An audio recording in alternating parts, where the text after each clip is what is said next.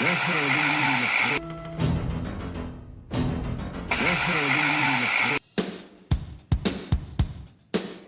sacrifice, dogs and cats living together, mass hysteria. That's it, man. Game over, man. It's game over. What the fuck are we gonna do now? What are we gonna do?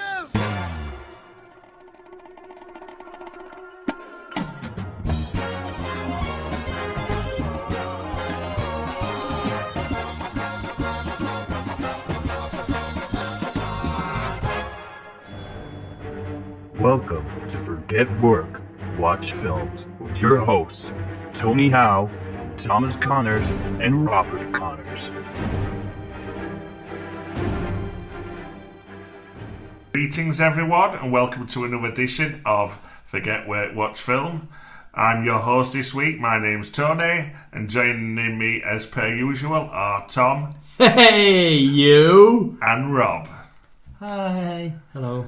So, the first thing I'm going to kick off with is long awaited. We've waited for this moment, and it's finally here. The time Tony's come out to discuss Parasite. Before we get into Parasite, can we just start this podcast off with an apology? Last week's episode, we talked about Harrison Ford and the Call of the Wild. Yes. You kept calling it Into the Wild. Did I? And I did. Right. But we've learned. Anyway. Sorry, I thought that was your apology for last week. Anyway, right, back to Parasite. I finally watched it. Hey! I need proof of this. It's time to discuss. This is Wednesday the 4th, I believe. When did you watch it? I watched it Monday night. So we're talking the Oscar Best Picture. The biggest movie of the moment, really. Yeah. Good film. I don't think it should have been Best Oscar film. Best movie. Best movie. When it were up against films like 1917, Joker, yeah, Irishman. But a very good film. But there's still certain things that I thought were brilliant. Hold on. There's certain things I thought were... Spoilers. Yeah, there's going to be a lot of spoilers here, basically, guys. If you haven't seen Parasite, skip forward 20 minutes. Because we were about to go all out. It might be longer than that because we're going to go through it. So, I really liked it. And you know what I really liked it? Is once it finished, like I originally tried to mention before you two watched it, is the hidden kind of foreshadowing at the start of the film and all the different references. So what's that? What is that? So for me, the few things that I remember from this film, bear in mind it is about 3 weeks since I watched it. You've really let us down with how long it took. Right. So for example, when the lad first turns up to have his interview with the mum, the light's flashing. Right. So obviously that's his kid downstairs. Yeah. When the young lad shows you when you see the young lad's drawings that he made when he was younger, it's the ghost that he saw. Yeah, it's that guy. Yeah. We all knew that, didn't we? I suppose. When the family are hiding under the table, the mum and dad are going at it on the settee. Yeah, that's a weird bit. They're having sex on the settee, and she's saying, "Get me some drugs."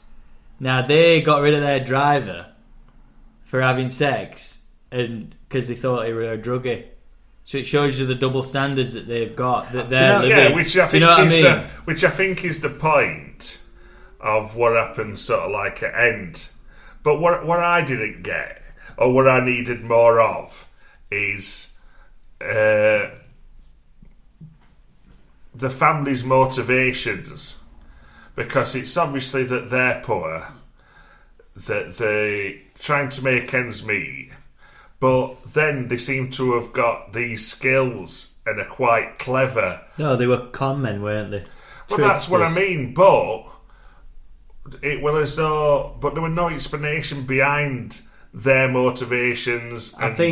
And why they? Yeah, I know what you mean. Where did this guy come from? Who was his mate? I thought there were going to be some part of that. The young lass of the family was very driven and conniving. Wasn't she? Very forward thinking. Well, they said she'd done things like she'd get paid to go to weddings. Sorry, while this has just popped in my head, while we're talking about the foreshadowing, is she says to the dad, "Have you ever driven before. He says, "Yeah, I used to be a valet until I lost my job at the I can't remember what company it was."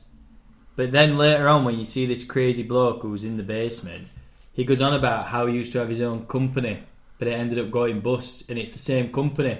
So he effectively, the dad used to work for this crazy guy in the basement. Do you know what film it massively reminded me of? Massively. Get Out. It's a Korean Get Out. Isn't it? You pulled into this family, and then before you know it, something fucking absurd happens. Well, you knew something weird was going to happen. Yeah, but you didn't think... We're always going to be something under the surface. Do you know? Oh, I'll let you finish, and then I'll go into my thoughts. No, go on. Do you know what I think? You know, I said last week, one word I had for that film is layers. Do you know what I got from that? And I think it's one of the reasons why it won Best Picture. I think it's a comment, because I've read about it. I thought this before I read about it, but I have read into it as well. I think it's a comment on society, because these rich people look at poor people as dirt. These poor people resent the rich people, and they're all blaming each other, and then these poor people are thinking they've got it bad, yet there's somebody beneath them as well who are then looking up at them. They're all looking at each other, dismissing each other, when really they're all trying to sort of survive and live, but also floating around in the background. If you look, the weather affects the majority of them, and it's like a comment. This isn't what I thought. I thought the other thing with different classes and different spectrum of people, you know, the divide is divisive. I think the weather changes throughout the film. So it floods, they lose the house, don't they? And the toilet floods and all this shit. The property's ruined. What happens to the rich people? Their camping trip. The camping trip gets cancelled. In the scene where they're going down the street and the floods happened, it starts from the top, and as you get further, as they're going down the steps, it's getting progressively worse until it gets to the level that they're at, which is basically underneath. But nobody's looking there, nobody's caring. But really, it's a comment, and this is what I've read. The whole film is an analysis on society, and it's a comment on global warming, because nobody looks at the weather. So basically, the rich people, don't bother them. It's cancel their camping trip. But the poor people, it's fucked their entire lives up. But they're too busy looking at the rich people. It's very... And also as well with the kid camping out in the back garden, the storm sort of kicks in and stuff. And when the people are travelling home, you know, when the shit's hit the fan and the family leave and they've got to get back home without nobody seeing them, every single part of that journey is downhill. Is metaphorically back down to the grunts of society. Mm. Well, the opening scene is they get fumigated, which essentially tells you that they're parasites. But while you're looking at this family now, which are posing as, you know, fakesters, in the basement is somebody even less off than them. But to them, they're the worst. I think the one bit that I obviously I understood all that. Basically the analogy of that it's about society and different levels. But nobody's looking at the planet. I just didn't understand sort of like their real motivations. I know obviously it were to sort of like they're a parasite, they're sucking the life, but they must have been making some decent money. All four of them are getting paid. Where did their money go? Because they never moved from that apartment. I thought that once all four of them got in, that they'd sort of like that would better their life. But you never saw it sort of like better their life, other than the fact that at start they go for that meal because now they can eat out and have a buffet. But when he's got all four of them a job, their money, where's their money going? I think they're saving it up, aren't they, to buy an house, I think. And you don't really know how long they've been there for. That's the other thing. There's no sort of like finger on time. That guy, why is he still in basement? I know she's saying Yakuza after him, like moneylenders, but he's been down there for 5 years. He suddenly flips. Yeah, but let's be honest, if he were to leave the house, he'd be dead in a day, wouldn't he? Would he? He's been down here 5 years. The How Japanese- many memories have You they knew got? as soon as he come on, I thought nutter. Yeah, but he's not actually been locked down there all the time because she lets him out all the time at night. Yeah, but- and he seems to flip, and that dad flips. And I know you can see it start to affect him. He starts taking it right personal, doesn't Yeah, he? exactly, when he's smelling. And, Yeah, because it's which smell. you would like. That is what people do, isn't No, it? that's another comment. That's again another comment on society. He keeps commenting. That's why, because I didn't understand this. You know, at the end when the father snaps and he stabs the rich man. Yeah. That's Spoiler. because he can't take any more. Because he says, "Don't forget, I'm fucking paying you for this. We're Yeah. not friends." It's always that level of separation. Yeah. And he keeps commenting on his smell. He comments on his the fact he's his employee. You know, like there's many other reasons, but we're not that smart of a podcast to have him on us right now. But you know what I mean? No, because there's a lot of... And I didn't I understand. weren't sure as well where the end was. Yeah, if it was like, what do you mean? If it was real or not? Was because it seemed to go, and I thought, bloody hell, I couldn't believe it. it's gone to Oh, sort yeah. of like. Which Well, be he specific. tells us. He says that he sends him a letter back, doesn't he? And sends a letter to the house. yeah, saying that he's going to become rich and he's going to buy a house so he can become then. And then you think that I thought that's what had happened. Yeah, but then it's sort of like final then shot goes, is final shot is him holding that letter as a young lad again. Which he's never ever going to buy the house. Never. I think it's a sort of it's spiritual, like influencing his son. I don't know. I'll tell you another thing as well, which is what another contribution to the point I'm trying to make. What in that film, they're all at their own levels, aren't they? These are rich, these are poor. These guys are not locked in a basement or whatever. Eventually, the rich are dead. The poor is even worse off, and the ones below them, they're dead. So the people who are now living their lives as con men or whatever, their lives gone tits up, and they're even lower than what they were before. The guys locked in a basement, and the guys below them have gone. It's all about sort of society and levels. Yeah, isn't it? yeah.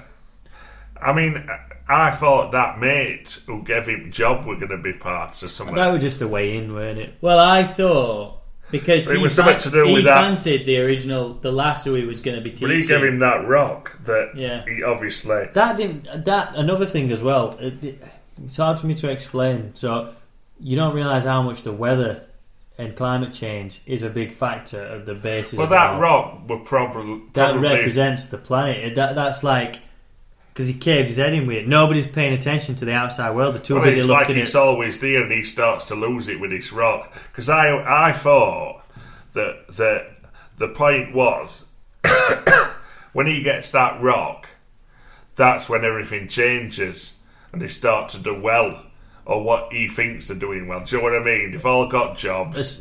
They're all the money's coming in. As far as I'm aware, that rock is a representation of the planet, which nobody's paying attention to because they're all too busy interfering with each other. Don't you think it were very? But why would anybody pay attention to that rock? I thought it were a major part. Of That's what I had to Google it because I kept thinking, what's the relevance of this? And that is it. The weather, the rain, the rock. It's all about. It is climate change. It's hard to. You wouldn't think it is watching it. I wouldn't have got that, but it is. But that might be somebody's view with it. That might not be. I think No, it's more well, about. it is. Well, maybe it's that's just a small. Maybe it's about society. It is. So maybe it's about society, rich. Stop blaming somebody else. The planet, everything all mixed up together. yeah. There might be a lot of messages in there. I liked it, like at the end where the light was flicking when the young lad was going for a walk, and the you know what I mean. Can I just? Yeah. I Then he did had to, like. yeah. I did have it like I all kind of like You know, came full circle. Yeah. I tell you something, and I know I'm probably a bit ignorant when it comes to foreign films because I don't really watch that many of them, and I always expect I'll be honest, it took me a long time to push play.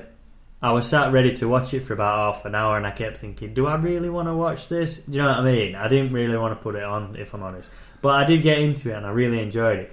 But I couldn't believe how good some of the shots looked. Do you know what I mean? Yeah. Some of the sequences, and even just when it shows you at street light, looked fucking brilliant. The picture and the whole style were very good. It's a very good film. I'm not dismissing that, and I'm not trying to downplay it. A very good film, because I were gripped from sort of like minute it come on. You are gripped and following, and you're like, you know something's going to happen, and you're just waiting as things start to like turn. Well, which moment did you think, what the fuck's going to happen here? When old housekeeper turned up at house. Well, when you were first heard a knock, you thought, "Who the fuck's this going to be?" Yeah. But the bit where you're really confused is where they let her through that door, then walk around the corner, and she's up on wall in between, like she's on wall in between wall and cupboard, isn't she? She'd gone downstairs and then we'd gone for ages, and I thought she's fucking hung herself downstairs. Yeah, that's right. She's gone downstairs, and now they've got to deal with a dead body. The moment that like really changed for me is as soon as they turned a corner and it went green. You know, the green colour of the concrete, the path. As soon as I thought what we're going to be happening is the rich people are probably people traffickers, and they've got poor people in the basement. I thought there's going to be something horrible in that basement. Yeah. I mean, it weren't not horrible, but it weren't what I were expecting. It were almost like a tongue-in-cheek. That when he's banging his head on light switch, it's fucking weird, isn't it? There were parts of it that I thought were really funny as well, like the bit where they were where they came back from the camping trip and they under the table and they were just laid there with his kids listening to them shag. Yeah. And then when they tried to like climb away and it did light come on or someone came back and he just lays and just I thought that was so funny. It would it's like I said, a very good film. Very good film. I just think I agree with you. I wouldn't have said I've watched that and that is the best film of the year. Not when there were the other films that there were. Yeah. Do you know what I'm saying? No, well, I agree, but I think if you put it up against like Endgame or 1917 and it's films like 1917, Joker that I just thought were much better films. Well, yeah, because if you think about it, I mean, I'm here preaching that it were a comment on society. So were Joker, weren't it? But it was still a good film. Very good film. You see that with Donald Trump, fucking idiot, where he were doing. You see it where he did that rally, and he says, "Did you catch the Oscars? What the hell was that? A movie? I'd like to award the best film to a film from Korea. You know, like the Oscars are universal. It's stupid. He just makes himself look a dick. Yeah. So, generally speaking, a very good film. Yeah, he's go and watch it. That's all I'm saying. We can't say go and watch it because there's no fucking point now, is there? No, I'd definitely watch it. No, we've told them everything that happens. No, but you have got to watch it because it's a very, very intriguing film. No, I said that last week. Did that? It's an intriguing, layered. It's a good. It's film. one of the films that I like are the kind of films where if you were watching it and somebody turned it off halfway, you're left thinking, well, what happened? Yeah. You want to find out where it leads, what's going to happen. Yeah, you're just waiting for that twist, and when it comes, you just think, what's going to happen next? It basically is 1,000,000% the Korean Get Out. It is. I don't know if you can remember Get Out. But I've not seen it. Oh, ain't you? No. Well, trust me, you'd agree with me. It is. It's the Korean. I'm not sure on that. I don't know. There's a family, you know something's not quite right, but then when something changes, you're like, well, it's a family that actually are quite normal. It's everything that's going on around because they don't even know what's going on. It were horrible, though. Do you know what I mean? When that knife goes in at the end, it is awful. Well, I weren't expecting. I thought Lad. I thought Lad had gone, but I didn't think Lass had. I thought they'd saved. It were when party's on garden and this bloke's out of the basement and then he goes to walk off and you think, oh my god. There's a full analysis video I watched. It goes on about 20 minutes and that is another when the guy walks out of the basement with the knife, they're all too busy in their own festivities. They don't even look at him. They don't even notice him. They don't acknowledge him. Which again, comment on society. It's good. Watch it. So that's Parasite out of the way. Finally we watched it. Finally we reviewed it. So on to his next topic, which is going to be what we are up to this weekend, which is going to Liverpool Comic Con. Sure. Oh yeah! When I said last week we've got a Comic Con special in a couple of weeks, I know it's this weekend, but obviously there's this podcast, and then next week's. It comes up quick, doesn't it? Yeah. You know, I was saying it'll be a podcast in a couple of weeks, yeah, because it's next week's special, isn't it? So next week we will be doing a Liverpool Comic Con special podcast where we'll cover what we've done. Yes. But let's talk about what we're going to do. Because let's just cover some of the people that are there. I mean, for anybody who's not done a Comic Con, they range in very different sort of like size, shape, stars. But I think when you look at some of the stars that are this one, we've got Elijah Wood. You know, one thing they've all got in common, now you say that. Fucking price. They're all expensive, aren't they? Well, they are. And I think they are overpriced. Everything's expensive, isn't it, nowadays? I mean, we've got... Let me just cover some of the stars we've got. We've got Elijah Wood. We've got David Harbour. If anybody doesn't know who he is, he's Hopper from Stranger Things. And also Can now we in the just MCU clarify- as Red Guardian. We're not going to have an interview with these on our podcast Well, we special, might do. but we're hoping to talk to at least a couple, maybe. We will be meeting Elijah Wood, though, Yeah? because one of our party has actually bought a package, so we get... What happens is, one of you buys an autograph, and you all rest of us you all queue up and Rest of us snuffle just in. shake his hand Yeah. while you stood there. I'll be fucking shaking Thank you, Frodo's- Boyd. Yeah, I'll be shaking Frodo's hand, that's for sure. So there's Mickey Rourke, there's Laurie Petty, who are Tank Girl, there's the cast of Flash Gordon. Flash! So we've not just got Flash, we've got Brian Blessed, and we've got Melody Anderson. Boise from...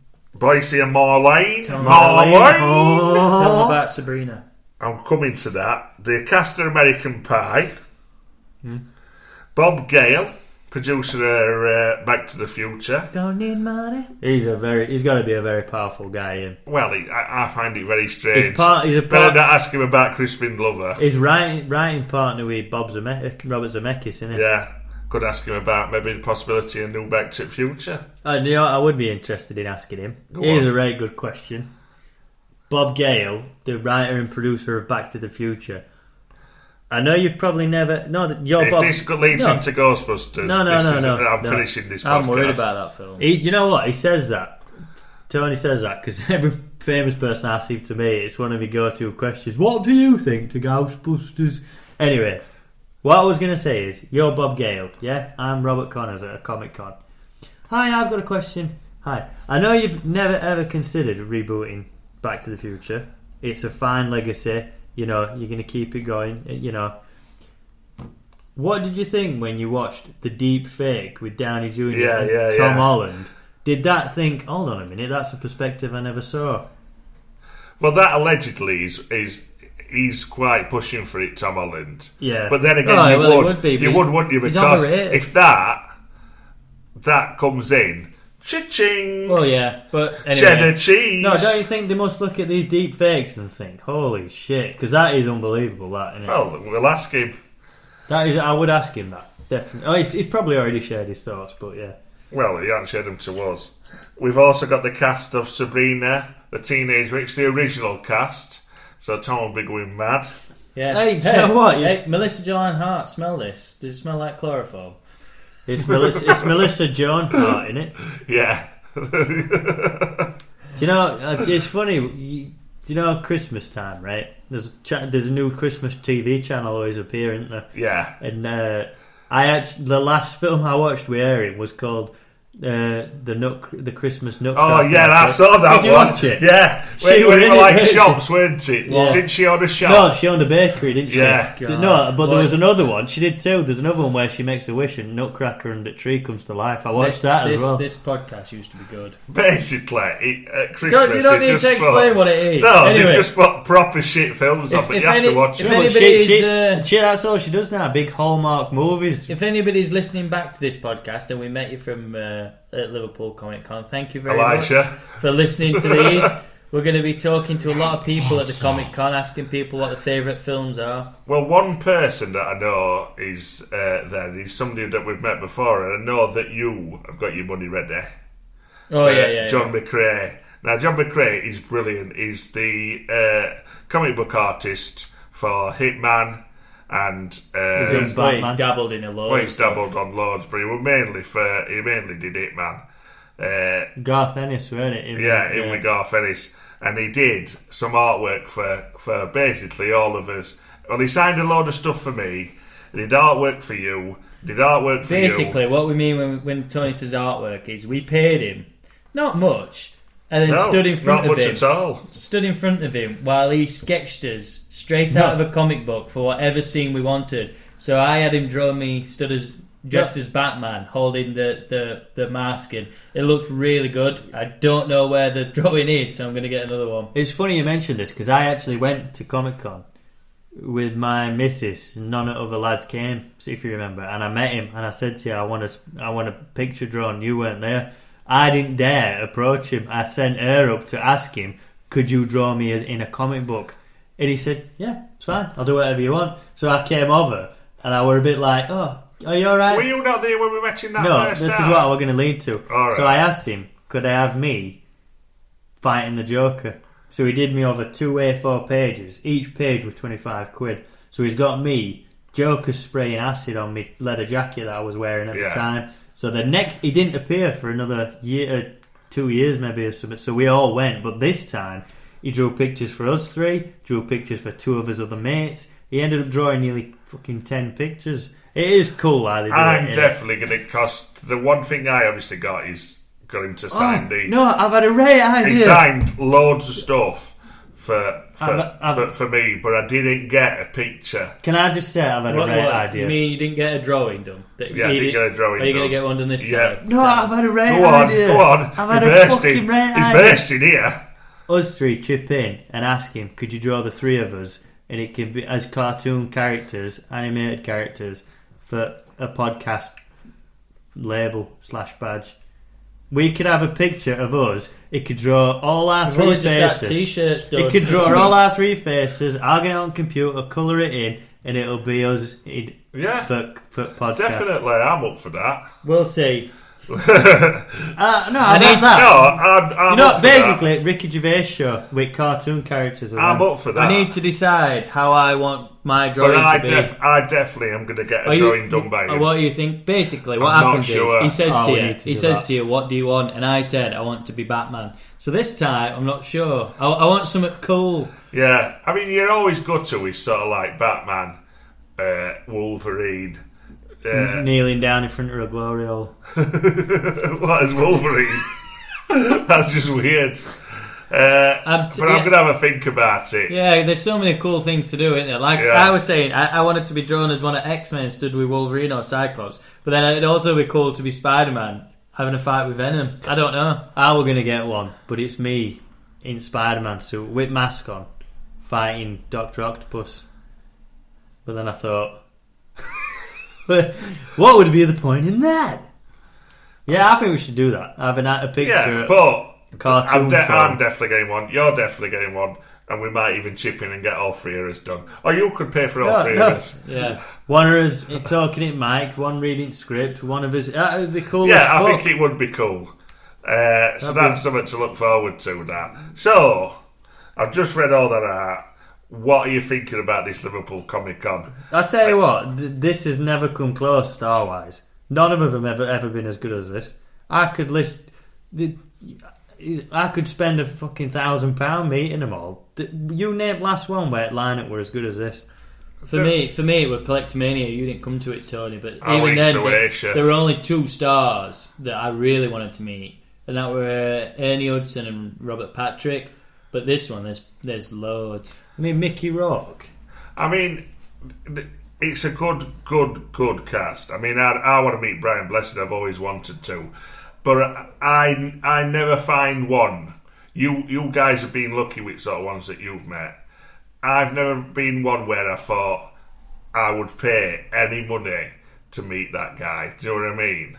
Yeah, well, where I think we heard the Hudson and Robert Patrick. You paid to meet Christopher Biggins. Well, that's it. He genuinely did. Yeah, I did.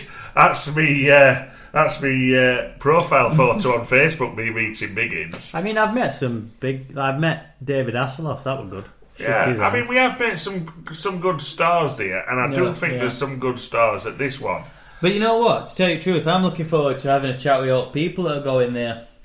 Right, can we... I'm going to make that an audio clip. Last time, we're fucking pathetic, heard it. Last time, we went to... Right, we were like, this time, guys, we're ready. We're set up. We're sat here now in this Forget Work Watch Film t-shirts. We're going to have Forget Work Watch Film cards, and we're going to really go for it. Yeah. And people listening, if you are listening and you are going to this Liverpool Comic Con, come and find us. Just look for 3 idiots wearing Forget Work Watch Film t-shirts. Winding up comic book artists. Yeah. Comic book artists to draw us in obscene positions. Come and find us, because you guys are what makes this podcast happen. So come and find us. Definitely. So, next week, Liverpool Comic Con special. We'll cover all these things that we didn't do. And stars we did meet. Yeah. We should each come up with a question that the other has to go and ask a randomer. No. She'll think it's obscene. Hi, this is Tony from Forget Work Watch Films. Would you bum your dad to save your mum? what was that one once? We were there once. What does music do for the soul? Yeah, and that just totally threw me out. Tony, set that one up. Very excited to answer the question. Basically, when Michael Jackson had passed away, they had sort of Navi. It's called Navi, world's best. Yeah, they had like a commemorative concert at one around O2. Yeah. Where it was sort of like, what's it? Navi. Navi is the number one Michael Jackson impersonator. He were going to come. They were going to do all these songs, and it were like a tribute to Michael Jackson. Yeah. So we all got tickets. The hype is on because he's just died. Yeah. So we all got tickets, and we're all stood in queue, and then there's like a radio interview going on. No, he had a big camera, and he's going down queue asking questions. So I'm preparing myself. And we're all like, oh, but the thing is, we were amped for it because we had tickets to see Michael Jackson. Obviously, he couldn't make it. We went to the showing of This Is It, the world premiere, and then we were coming to this, so we felt like we had loads to talk about. But he came to me first, didn't he? You were stood behind me, yeah. And he'd come up, and I'm preparing myself, and I'm thinking he's going to ask about Michael Jackson. We're going to be on telly. We're going to be on telly, and he's going to ask about Michael Jackson, and I'm just going to start telling him about how much I love Michael, when I got his first album. And the question out of his mouth was, what does music do for the soul? Yeah. And it totally threw all of us. Absolutely, we were all stood there, dumbstruck. He put a microphone to my face and he went, hi mate, just want to ask, what does music do for the soul? And I was like, cameras beeping with red light, and I was like, So I just started babbling. So I basically turned it round to about the fact that what we were there for is for Michael, and his music is what we love and all that. So basically, but it totally threw us about what he was talking about, because we'd like, what sort of question is that when you're in a queue for a Michael Jackson tribute when he's just died? Yeah, why not say, why are you here? Do you love Michael? Why are you here? What did you think when he died? And all these things had gone through my head, and then he comes out with, what does music do for the soul? Weird. What you got next for us then? Right, the next thing I want to talk about is we talk a lot about films, a lot, and I want to move it to TV. And I want to talk about TV and because I think TV, personally, has become very different to what it used to be. Yeah, so, I agree. So what I'm saying is, where before with TV now, there's so many channels. There's so many things like Netflix and Amazon and that are doing their own programs. Sky do their own programs. You can access full TV shows. When they release TV shows, they put an entire series on. To me, is there too much of that? Is there too much choice? Is what I'm trying to say. Is there too much TV now? I think it's worth... No, I don't think there is, because movie-wise, I think there is a bit of a dry spell. But I swear to God, Breaking Bad. It's the age of the box sets. Well, my question then is, has the quality gone from film? Because I think we've covered this before, that there haven't been no great films, there's no big blockbusters anymore. Has the quality gone from film to TV? Yeah, probably. In fact, do you know what proves the point you're asking? The MCU. Why have they moved their big tentpole movies to Netflix type shows? Because that's where it is, isn't it? Well, binge watching, isn't it? Well, before, you wouldn't get big stars doing TV shows because they'd moved from TV to now got onto films. Yeah. And now you're getting these stars. Well, look at some of these latest ones. You've got all the MCU guys doing TV. Al Pacino's just done that Hunters. You said that. You've got the MCU guys doing TV. It is actual MCU on TV, isn't it? It's not just the actors that are in a new TV. They've moved the format from the cinema to the TV. This is like a topic I raised on one of the first, maybe like episode 6 or 7. The art of cinema is basically slowly disappearing, and it is more focused towards like, and we say TV, but it's not necessarily on your TV. It's just anywhere at home, isn't it? That you can watch these programs on your iPad, on your phone, on your TV, on your computer, on whatever. And I'd say people are more inclined, like steering towards that kind of media rather than going to cinemas. But can you blame people? The cinema is so expensive, and it's so easy to get your viewing experience ruined. I mean, there's so many times we've gone. The thing I find at minute, though, is that there's just too much. Too much? What do you mean? There's too many. It seems as though is this at the cinema? For TV for every week there seems to be a new TV show where everybody's saying, watch that. Have you watched Witcher? Well, no. Yeah. Well, watch Witcher. Well, I ain't got like... And it's not that you watch one episode because they've put the entire series on. Oh, I've absolutely hammered it to death. Do you know what I mean? And it's like, alright, have you? Yeah, I watched all 5 episodes. And it's like, well, I ain't got 5 hours spare. It just... And then next week, before you've even thought about watching Witcher, have you watched Picard? I find it hard to do you know what I'm saying? TV shows. I really do. Because you can watch a film, somebody will say, oh, like you with Parasite, I ain't got around to it yet, I ain't watched it yet. It's 2 hours, it's an hour and a half. But when it comes to a TV show, it takes hours and hours and hours to commit to it, and I can't do it. But let me throw that one back at you. When you're sort of like late at night, you've got an hour left, what are you going to do? Are you going to put Parasite on now? It's 2 hours. I'll put an episode of such and such on. I'll put an episode of Hunters on.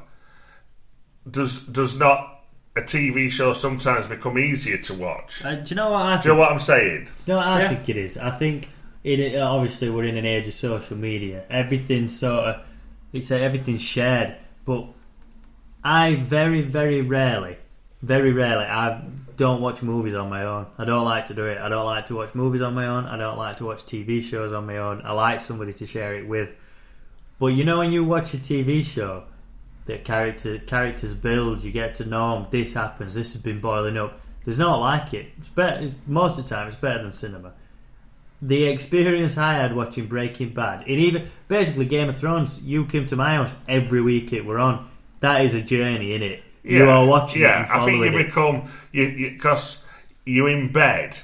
I mean, we embedded years of our lives into that programme of Game of Thrones, because when we watched like end of series 5 and went it like a year and a half before they did next series or something like that. I watched it all in one summer, really. You're sort of like embedded into it. But it's better watching it together than on your own, isn't it? Yeah. Oh, definitely. We're a programme like that, but then there's other programmes which you can get into on your own, and it's sort of like your personal sort of like little programme to watch. Yeah, I mean, there are certain things I might watch on my own in the middle of the night when nobody's around. Do you know what I mean? We're not on about porn. Well, look at the cinema at minute. No Time to Die's been delayed up until November because of the coronavirus. So if there ever a time people are going to stay home and watch TV, it's now. That's why I'm worried about Ghostbusters. Fuck me. I just thought you had to mention. Please don't get delayed. I just think TV has become It's getting better. a very massive. And It's become so very different to what it used to be, and I think for every good part about it, there's a bad part to it. another thing, a big thing, Irishman. That was the first film of that level to go straight to Netflix. Same day as it went to cinema. If you could choose to watch it at home, or you'd watch it at home. You would. Yeah. You'd watch it Well, at home. no, I did. I would always The watch it, Irishman, so. yeah. Alright, maybe. But the big thing for TV and being recognised now is Laura Dern in The Marriage Story winning an Oscar. It's the first Netflix film to win an Oscar. So that shows it's being held on the same pedestal as movies. I think, put it this way, Comic Con, if Mickey Rourke could sign up for a TV show that's going to have him a lead role for the next 10, 12 years, he would do that over a couple of big films, surely. Do you know what I mean? It's based, I can see why, but I know we've talked about it before, but you know Disney, being the behemoth that it is huge. Netflix. Well, into this new Disney Plus. But that's what I'm going to say. But Netflix is its own sort of serpent beast. That's bigger than any other studio out there. Netflix is massive. So Disney are now copying Netflix. It's huge. TV is better than it ever has been. But can you have too much choice? I'm trying to play devil's advocate with this TV thing. You can, but as soon as you've committed and you're on and you're watching something, I mean, we're about to start watching that. Is it Jack Ryan? Yeah. That I've heard that is excellent. Some people have got access to be able to watch films that are at the cinema at home on their TV. Yeah, but illegal. I don't know how they do it. But what I'm saying is, when there's all this good quality TV, would you do that? And what I'm saying is, I'd forgot about Hunters, the Al Pacino TV show, and I'm thinking, I'm going to watch that. But it's then finding time to fit these shows in, because you're embedded in other shows. Do you know what I'm saying? If I'm honest, I have a shitload of spare time. 80% of time I'm bored now. On an evening, I'm always looking for something to watch. Seriously. See, I watch a lot of TV. I don't watch a lot of American things, but I do watch a lot of sort of stuff, general British TV, I mean, things like real crime dramas. What would you say is the first of our day and age box set drama that got people talking? Have you seen this? Oh my god, the binge watching. Sopranos, The Wire, Shield, 24. Yeah, it worked. Yeah, I remember that. Ugh. But nothing. I've said there were a lot back then that did. Have you watched anything else then apart from Parasite? I haven't watched any more films. This is the thing. I've been watching a lot of TV. Yeah. So tell you what I watched, which were fucking unbelievable. Green Book. Couldn't believe that. Have you not seen it before? No. We've watched it. It's incredible, isn't it? It's unbelievable. Yeah. It really. I know racism has never faded away. It still exists. But when you watch that, it really hits home, doesn't it? It's a very powerful. I got right into that. Well, we're going to wrap this up. He got robbed for not winning Best Oscar for that film. Well, we're going to wrap this up in a minute, but I just want to, obviously, I think I finished on a... No, in a minute, this is what I said. We've got a minute left. Say one thing about that. I was flicking through movies, and that were on, and it was the bit where he puts the 2 cups in bin. Spoiler? Oh, yeah. And I thought that were horrible. Yeah, I can't remember that bit. Yeah, it's very horrible. They're working in his bathroom, and he's a bit like... So finish us off, Tom. Oh yeah, he he gets mad that they've used his bid. I went to cinema a couple of nights ago and I watched The Invisible Man. Oh yeah. To be honest, I really enjoyed it. I did. It's done low budget, practical effects, and it's very clever how it uses, because obviously The Invisible Man and all these different things, it's been done before, but they kind of go at it with a different take, and I did really enjoy it. Don't get me wrong. It's a film. It's a film I want to see. It weren't perfect, but I don't want to say much. I think we'll cover this film again because I think we'll all watch it, because it is one that I think I would really get into. Yeah, no, I think it's a very intriguing take, a modern take. No, that's exactly what it is. And there's a few bits where and if I can recommend anything, don't watch the trailer beforehand. Right, we've got about 10 seconds. So I'm going to finish it off. Watch Invisible Man, watch Parasite, Green Book. and also watch Green Book, and also watch out for us at Liverpool Comic Con. Goodbye. See you God later, bless. mate. Bye.